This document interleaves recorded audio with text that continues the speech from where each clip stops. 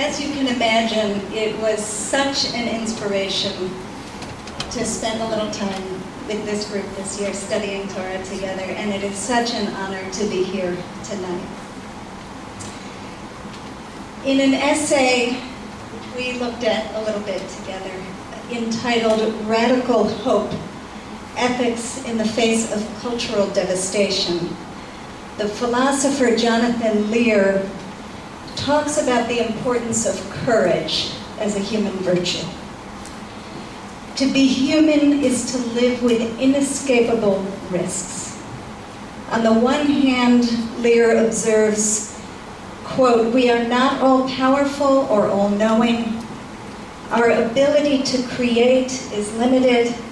So is our ability to get what we want. Even the concepts with which we understand the world are vulnerable." On the other hand, he writes, "In our finite condition of lack, we reach out in yearning, longing, admiration, and desire." Courage, Lear proposes, is the capacity to live well with this combination of our limitations and our longings, for all the risks involved, to reach out to the world and try to embrace it. In our learning together this year, we dug into the Exodus as a drama of courage, partnership, and hope. You invited the characters into the room, into your hearts.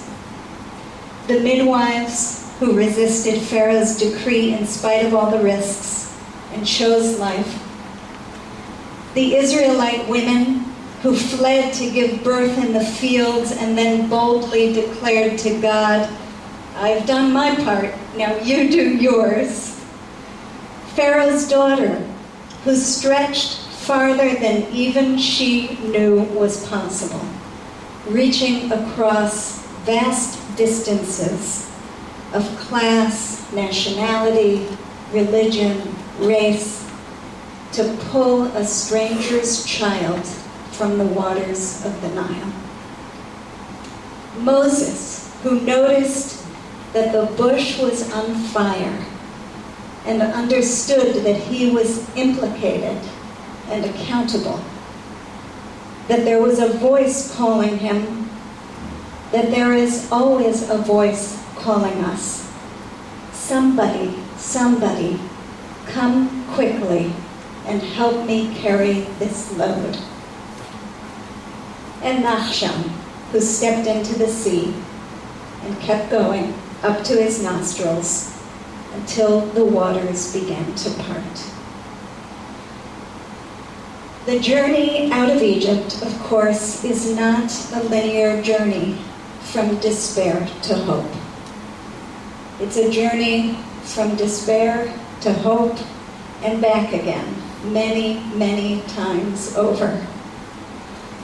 In this week's Torah portion, Parshat Chukat, Miriam dies, and the miraculous well of water that traveled with the people through the wilderness disappears with her.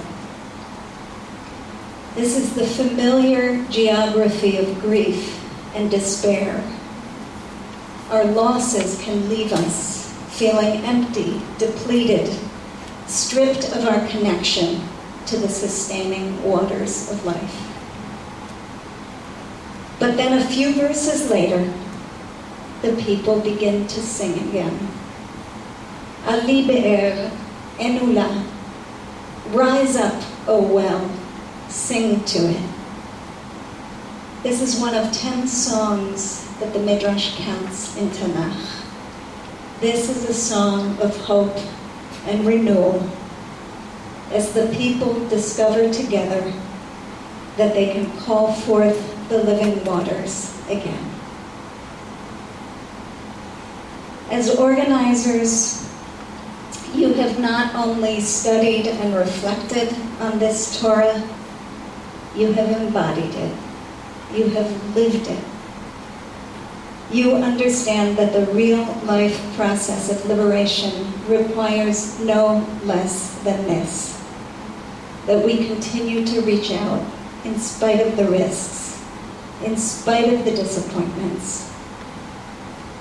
May you each, may you all be blessed as you continue this journey, again and again, singing out together, calling up and calling upon that deep well of water from within and beyond us, meeting the world with your own strong hands and outstretched arms, and inspiring others to do the same.